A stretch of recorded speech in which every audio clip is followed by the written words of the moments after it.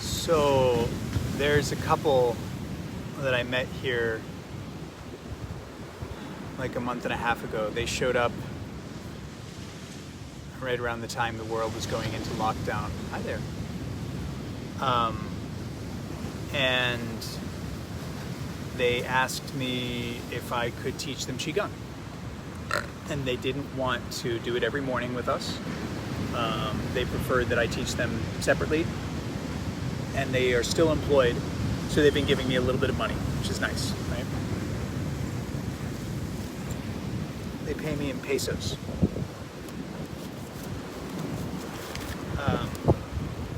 So it's nice. The boys that I've been teaching Qigong to every morning, they don't pay me. They occasionally take me out for dinner or something. And it's been nice. Some people have been donating to like foster the education of these two young Qigong boys. And this older couple who have traveled the world, very interesting folk, they give me a little bit of money. So I was busy with Montauk Chia. Hi Robert. Hi White Cloud. And I hadn't seen them for a couple weeks. And we scheduled something for this week and had to reschedule and had to reschedule and had to reschedule. And so today we had our session. And I came down to the beach and greeted them on the beach. And one of them said, "Hey, why don't we swim first? Cool off. Wouldn't that be nice?" And I said, "Okay." And I don't feel like getting in the ocean every day anymore, because sometimes I just don't want to fight or feel filthy from all the like dead animals and stuff being washed up in the high tides. But right now it's around last quarter, so the tides are more gentle. However, we got into the water and I swam out because you see here the part of the water that's very close to the shore is deep. And if you jump off the shore, it's very quick that your feet can't touch the ground. But if you go out another maybe 15 feet past that, there is a sandbar that I can stand up on with no problem. So it's weird that if you go out a little further, there's a sandbar you can stand up on. So I jumped in and I swam out because I just didn't feel like being thrown around by waves. And she came behind me, but she got caught in the current. And she got pulled over by the rocks. And she started to panic. Which is, of course, the really dangerous thing about getting in the beach of death here, is that if you start to panic, if you get caught in the current, then that's when it becomes dangerous. And I was standing on the sandbar, though I had just been picked up by a wave and smashed against the sandbar, and it like bent my back, and I was like, ow, did I just sprain my back? Fuck, I hope I didn't hurt my spine. Like, it was pretty intense. But when she called to me, I was like, oh, okay. And I tried to come over to her, but I realized the reason she was afraid was she was caught in a gyre just away from the sandbar, so she couldn't reach it. So I only had to go off the sandbar a couple feet to reach her, and I was able to grab her hand, and I said, just come with me. We're really close to the sandbar and you'll be okay. But she was panicking, and that's just what happens. You know, I had a moment over there like 2 months ago where I got caught in the gyre again, and it just pulled me away and I couldn't get my feet on the ground. And there was a big muscle bear from Canada who was standing right there on the sandbar, and he just reached his hand out and grabbed me, and he was standing on the sandbar and he just pulled me back in. But I couldn't touch the ground, and the current was pulling me. So it's scary, you know, the ocean is scary. The ocean is especially scary in a town called the Beach of Death. And it was nice in that I was trying to help her, and I said, if we just swim this way, we're gonna reach the sandbar very quickly and then we'll be okay.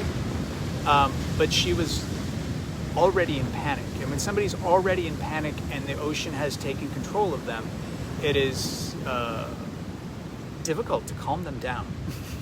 I'd noticed I didn't feel afraid, but I noticed she did. So from out of nowhere comes two surfers. And one of the surfers is like 13. And he just smiled at us. And another surfer came up on the other side of her, and he was like, oh, don't try to swim in. He was like, we can either swim to the sandbar or we can just float and be okay. And I was like, he has a lot more confidence with this than I do, so I'm gonna let him take this. And I swam over and got on the sandbar. Literally, we were like a few feet away from it. And they floated way out into sea. And the waves were really big. And he told her, it's okay. Worst things worse, we'll go over to the surfers and they'll give us their board and we can paddle back in. But it was really interesting to watch that happen. Like, there are so many occurrences in our life where we think we know what's going on, and all of a sudden we're completely out of control. All of a sudden reality has picked us up and is doing something completely different with us. Yeah.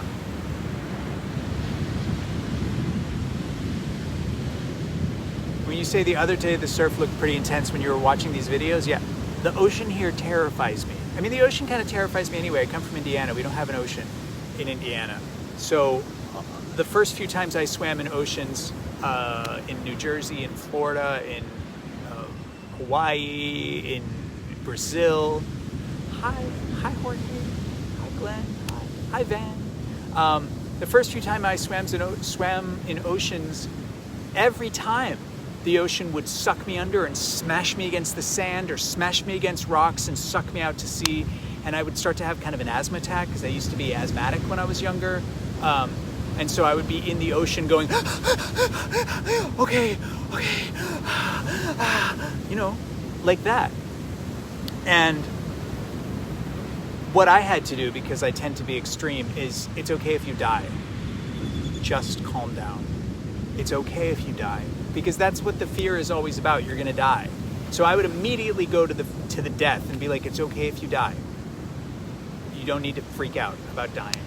And it always helped me, because then I would relax and then I would come back to the shore.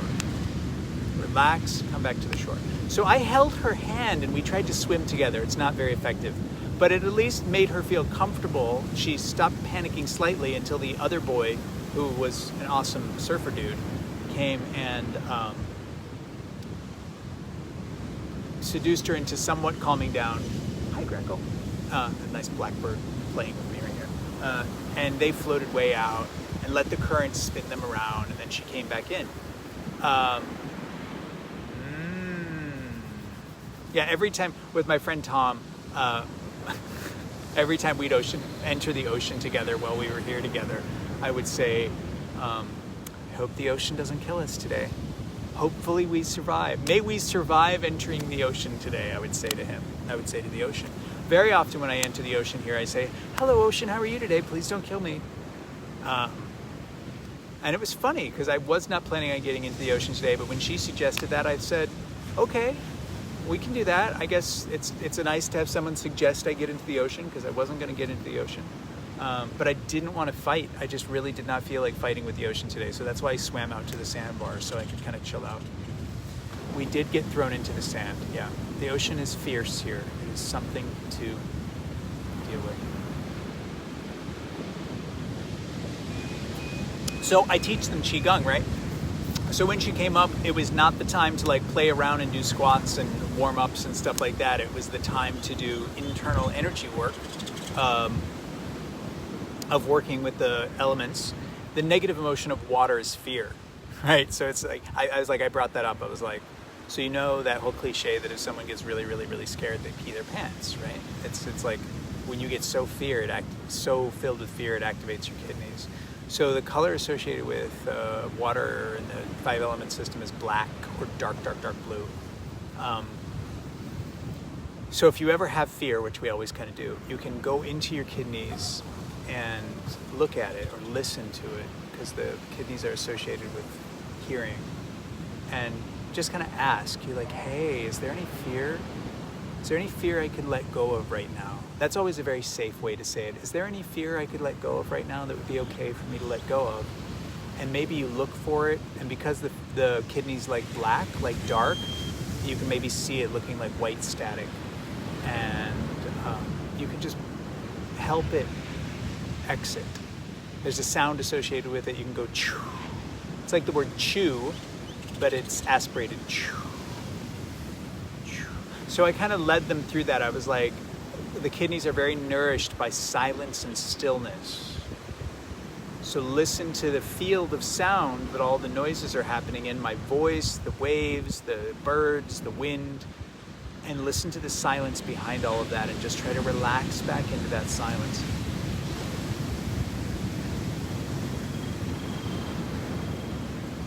And I led them through the whole creation cycle and cleaning out because like, if you have that much fear rifling through your system, it's going to go through the whole system and all of the organs are going to be infused with that. So I was like, let's just clear that out so you don't need to live through that the next couple days, because there would have been a ramification. That means there still might be a ramification, but I certainly hope I helped. Hope we helped. So that's just what I went through. They adopted a dog, a beach dog, that, I don't know, was rescued by someone and got injured and had to get one of its front legs cut off. So they're just trying to like hang out with the dog and make it feel nice.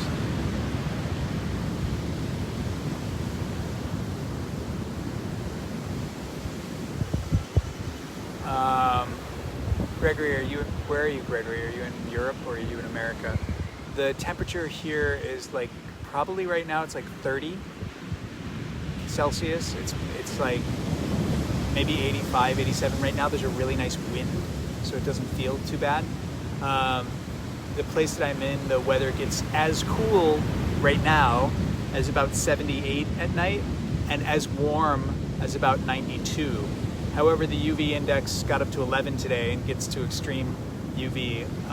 The sun is really extreme and the humidity is like 80% a lot of the time. So the heat is very intense here. There's often a feeling of just like having to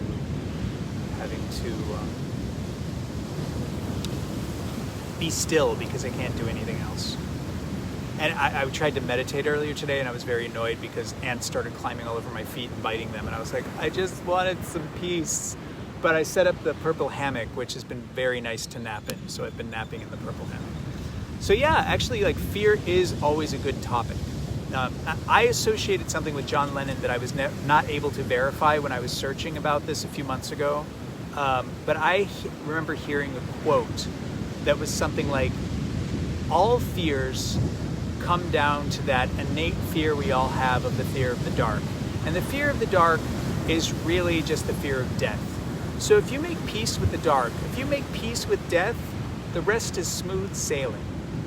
Now, I didn't find that quote when I searched online, and I didn't find it being associated at all with something that John Lennon said. John Lennon had some other quote about death that was famous, but I don't even remember it now because I was specifically looking for that quote.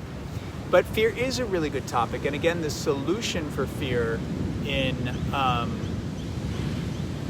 Chinese medicine, which I've been working a lot with in what we call Chinese medicine, in Taoism, let's call it like that.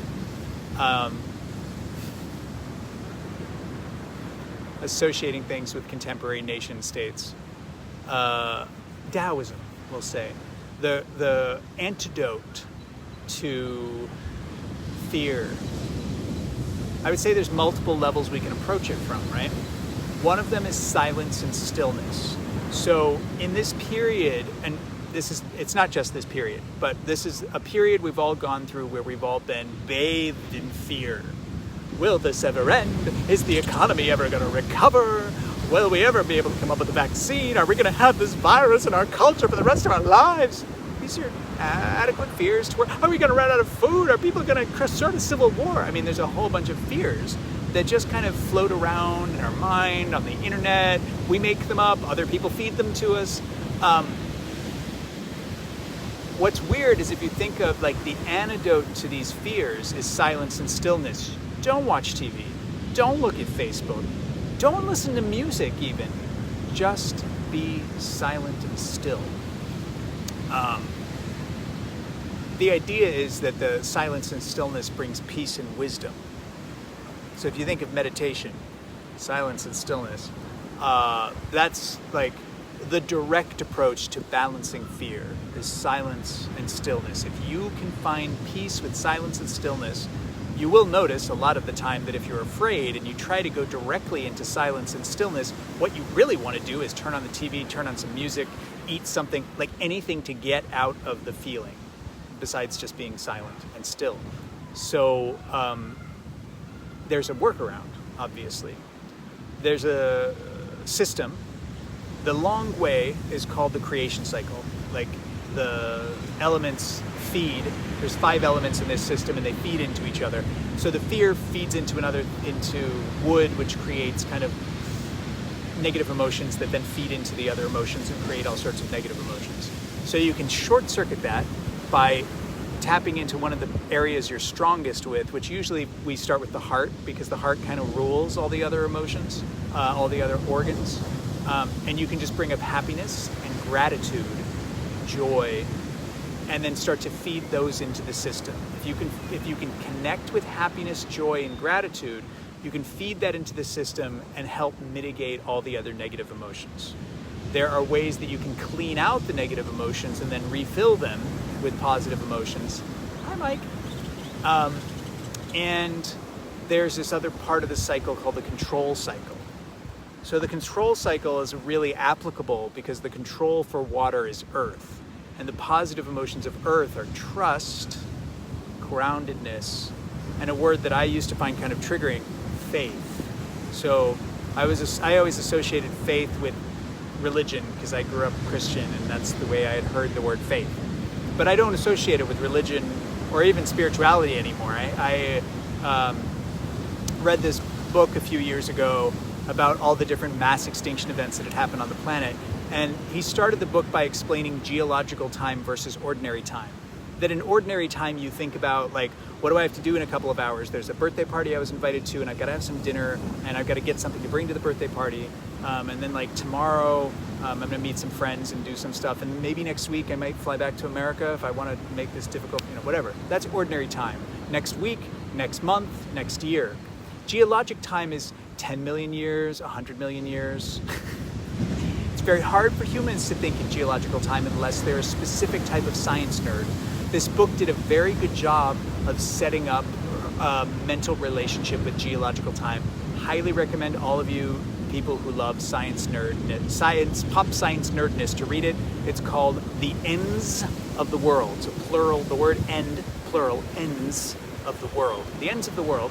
Fun book, really fun. I got it for like $2 as an ebook. It was on special. I don't remember the author's name, but I really liked it. And I also coupled that with, I was traveling around Sicily and Cambodia, and just Italy in general is a really good place to see this. We don't get to see it as often in America, but Mexico's also been very good for that. That if you go to a lot of places that there were ancient civilizations that thrived for 1,000 years, or maybe even 500 years, or maybe 700 years, or 300 years. All of those are much longer than I've lived, and to a certain degree much longer than the United States of America has existed. And actually a lot of countries, like when you think of like Italy's been around since the days of Rome. No, it hasn't. Italy's only been Italy since 1864. It's new. A lot of those, the things we think of as nations really aren't that old in their current versions, right? So it's nice if you go to a town in Sicily that's like, oh yeah, people lived here for 700 years and then they died and then, it just went derelict. But there's this new town here that people are living in now. There's a town in Italy that I went to that people had lived in continually for 15,000 years. And of course the place like Angkor Wat, which is one of the most famous places in the world for ancient civilizations, it flourished for almost 1,000 years and then was abandoned. But there's still a lot of civilization happening in what we call Cambodia and the descendants of the Khmer Empire. So being in Mexico, one of the reasons I came here really was to connect with the ancient cultures here and their descendants, as it were, but also the skeletons of these ancient cultures, their temples, their roads, their sculptures. And if you think about that in terms of no matter what we do, no matter how many plastic bags we don't use or how many milk bottles we recycle, our civilization is going to collapse. And it's okay. There's nothing wrong with that. just like you're going to die. And it's okay. There's nothing wrong with that. You don't fail if you die. The civilization doesn't fail when it collapses. It's just part of nature. I mean, that's what the earth element's really about. That's what that term faith means in the earth element, is understanding that everything has a balance. So you can only inhale so long, and then you have to exhale. And you can only exhale so long before you have to inhale. It's just, you can only eat so much. You know, if you love eating, and I know some of you bears do, you really can only eat so much, and then you just have to stop eating. So there's nothing wrong at all about civilizations falling or about dying. And when you come to a type of peace with that, when you accept that as okay, it's okay, that actually really helps mitigate fear. And that's what I've come to understand faith is. That on a human level, which is actually not geological time, human level is really short in the history of life and in the history of the planet. But even still, when I die, a whole bunch of stuff that I know will continue going on. There'll be a whole bunch of stuff that I've encountered in this short version of life that will continue happening after I die, and it's okay. I'm not responsible for keeping music and science and math and television and photography and all those things. They existed before I was born, and they're going to exist after I die. So it's okay. And even like when America falls, whatever that means, because we don't know what that means, but when America falls, it's not like freedom and democracy are going to stop existing. Certainly not. Different versions of culture are going to continue, and it's okay. And then if you look at geological time, when next mass extinction happens that kills like 95% of life on the planet, it's okay because it's happened 5 times already. And look what evolved this time. These amazing birds, these amazing animals with these amazing consciousnesses that come up with these internets and smartphones and magic screens. I mean, isn't that a reason for faith? It's not some mystical religious shit. It's like, this came out of total devastation. This came out of an asteroid hitting the planet, causing all of the tectonic plates to shake so violently that on the other side of the globe, volcanoes erupted enough to cause like a nuclear winter. Not exactly nuclear, but carbon, greenhouse, acidifying the ocean, killing like, I think that one only killed like 80-something% of life on the planet when the dinosaurs died. But the only dinosaurs that survived are what we call birds. Like all the other gigantic, amazing, I don't know if you can call that civilization, brontosauruses and tyrannosauruses and triceratops, they all died. And look what we've got. We've got apples, we've still got avocados, they survived. So I don't know, to me, there's a tremendous amount of peace that comes from the faith of understanding that no matter what we do, right or wrong, it's all gonna end. Like, you can take all the fucking vitamins you want and do all the Qigong and you go for a jog, honey, you're gonna die anyway, it doesn't matter. Have fun. Have that ice cream, it's okay. And be at peace with it, because that faith in understanding that everything is gonna take care of itself regardless of what we do. I mean, we still want to do good because it feels good and it just makes sense. We still want to do good, but having a faith and understanding that everything is going to come to balance, find its balance. Everything comes to homeostasis in time. The waves are not at homeostasis right here by the shore because the water's hitting the shore and bouncing back and whoosh. But deeper in the ocean, it's totally chill. So it's all where we're at. Anyway, Earth controls water in this system. It's a pentagram. So the creation cycle is a circle, the control cycle is a pentagram.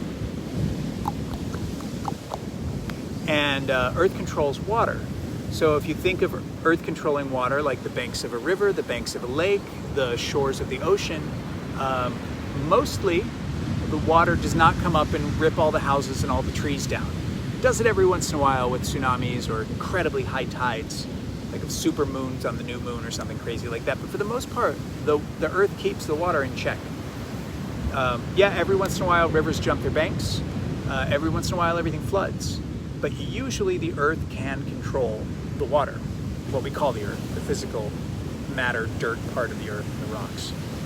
So using that faith and trust and groundedness and the kind of openness that comes from like right now, one of the easy ways to access it, because the sense associated with earth is the sense of touch, feeling, is that if you feel wherever you're sitting, I assume most of you are sitting, but even if you're standing, or even laying down, all you have to notice is that you don't have to do any work to stay on whatever you're sitting on. Gravity's holding you down, and the earth is holding you up. Can you feel that right now? Just see if you can check in and feel that gravity's holding you down and the earth is holding you up. It's something you take for granted, so you might not notice it. See if you can notice it.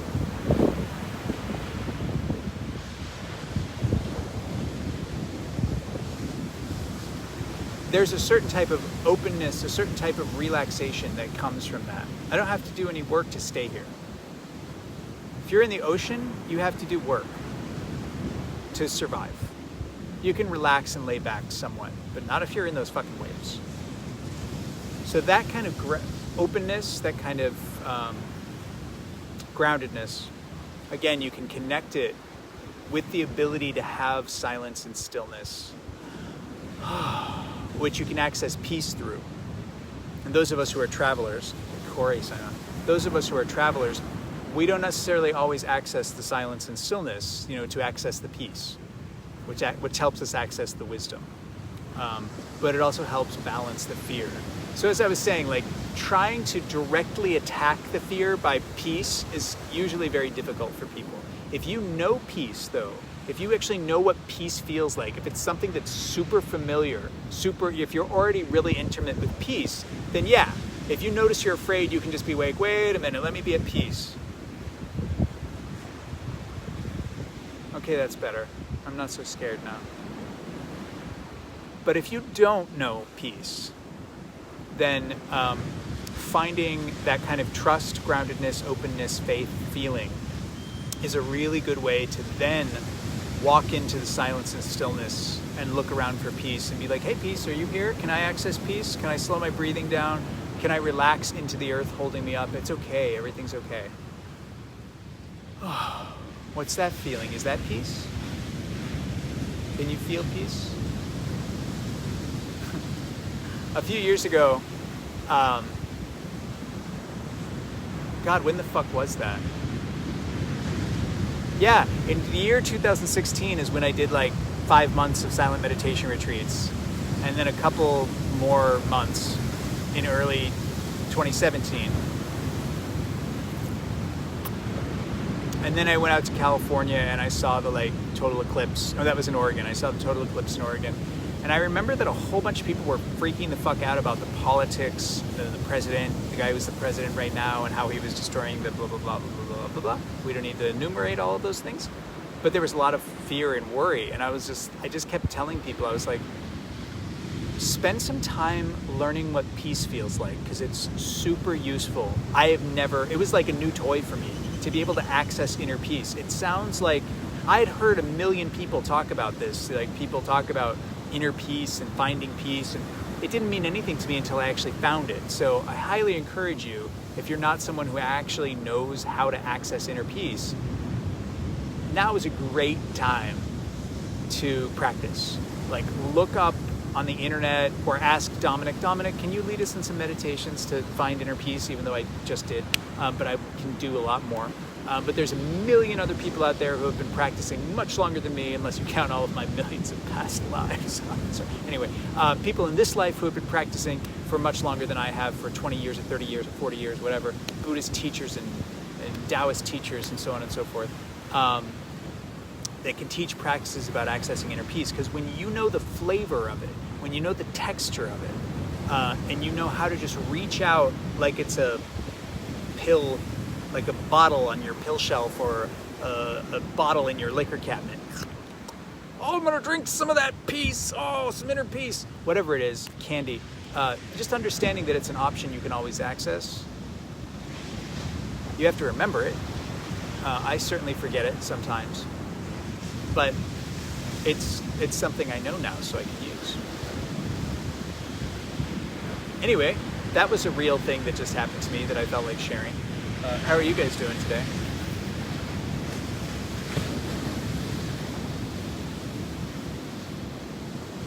I'm naked sitting on the sand.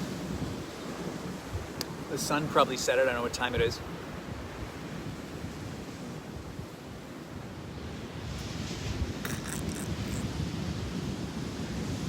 Look, there's an ocean. There's a cove.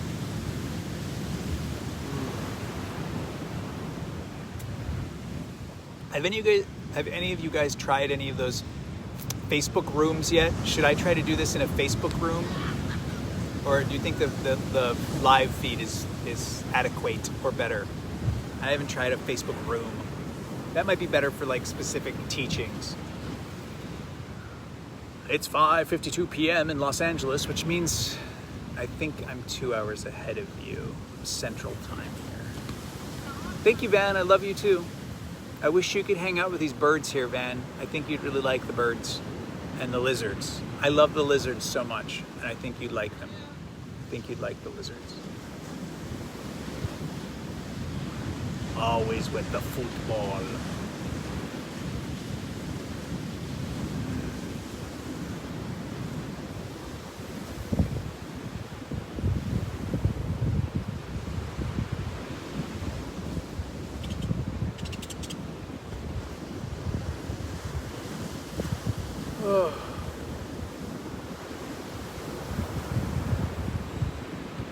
Yes. Well, you can name them all. I only named one iguana here, and then she disappeared. I called her Monster. She would stand up on this very specific ledge, and she was very kind of violent and, what would you say, possessive of her territory. She would stand on the ledge, and when I'd walk by, she'd go... Imagine this big black iguana with a big spine on her back. She was really big, and she would go... She'd just open her mouth. And I wondered if she was making some kind of sound I couldn't hear. Because then she'd go... And I was like, what is that? And I called her Monster, yeah. And then she disappeared. I don't know what happened to Monster. I don't know if she got eaten by a dog or a Mexican or a bird or fell off of a cliff or just went somewhere else. But there's still lots of iguanas around. I love eating papaya, and iguanas love papaya.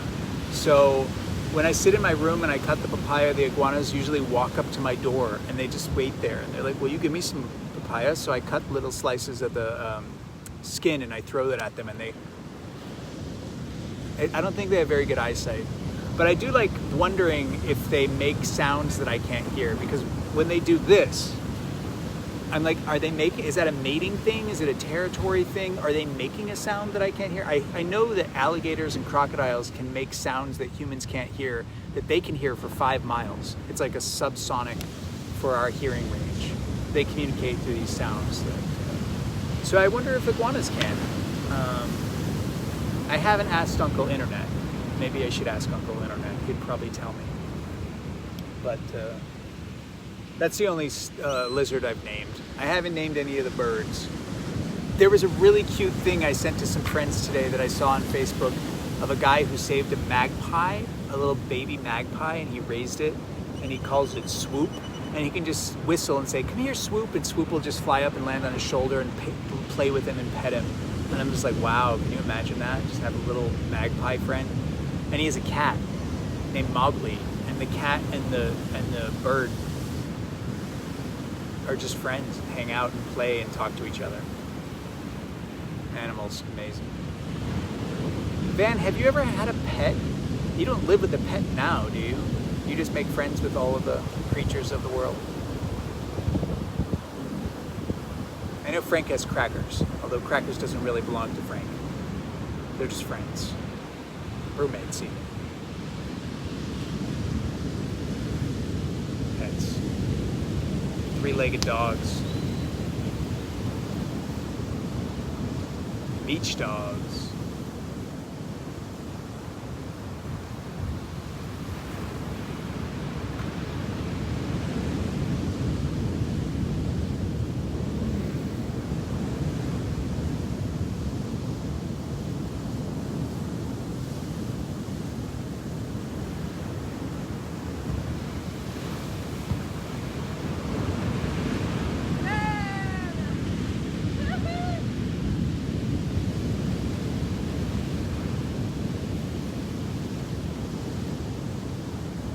So yeah, I guess I'll head to this birthday party. There's a girl here from London who's a muralist. And I guess today's her birthday, or at least she's holding a birthday party today. It turns out that I might be here for my birthday, so I've been thinking, like, I came up with a plan today that I was supposed to leave next weekend, but my flight got canceled, and I found alternative flights that would require me to, like, fly from here to Mexico City, then to Cancun, then to New York City, and it would require at least one night in an airport, which isn't super great.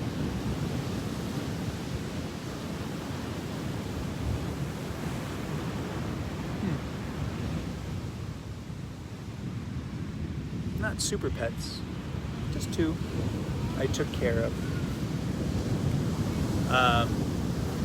So yeah, I think of, like, I'm not somebody who throws birthday parties for myself very often, so I don't know what I would do here, but maybe I don't need to do anything. Maybe I should do another writing project. I'm doing enough project right now.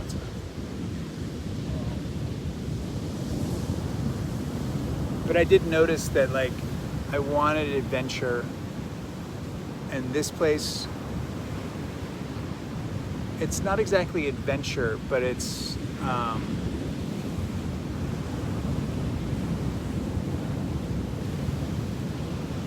do you think Crackers is watching on the iPad or Terry's watching on the iPad? Yeah, so I've noticed that this place, it's not a place that's given me a lot of comfort. I would say my comfort level has been low here, but there's been a lot of beauty.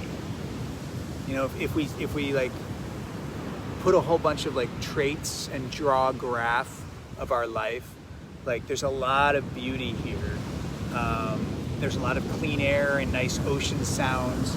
This has definitely been a unique time of my life to be here, so I'm super grateful about that. But it's not high on the comfort quotient.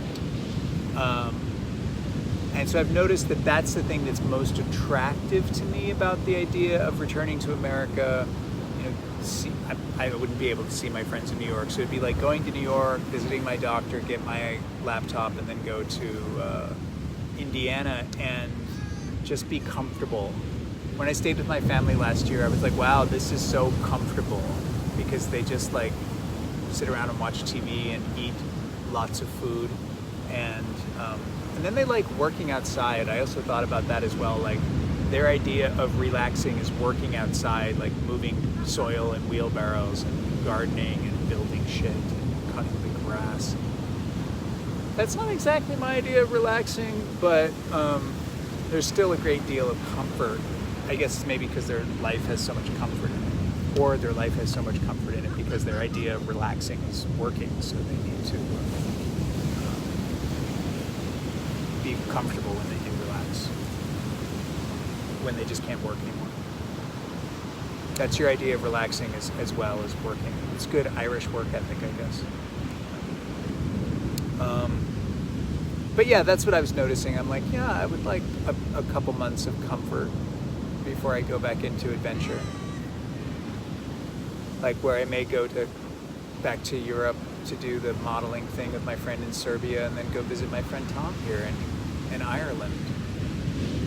Just go spend some time in Ireland with Tom, his family, whatever else happens in Ireland, I don't know.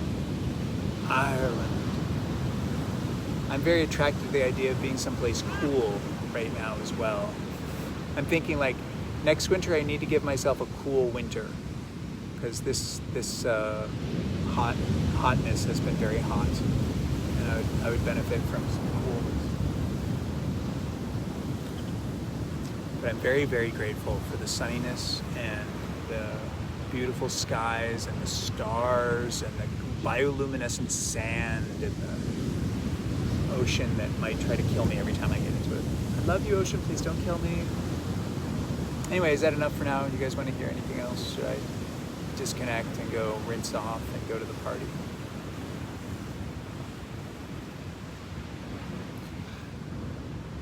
May you all be able to know peace. May you all be able to remember peace when you need it.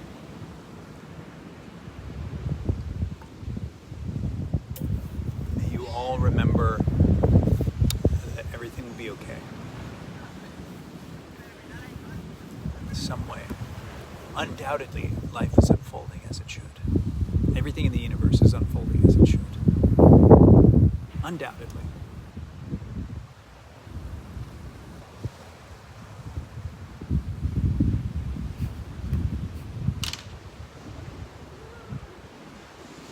The forever kicking of the balls. All right. Peace to you. Love. Good evening. Ciao.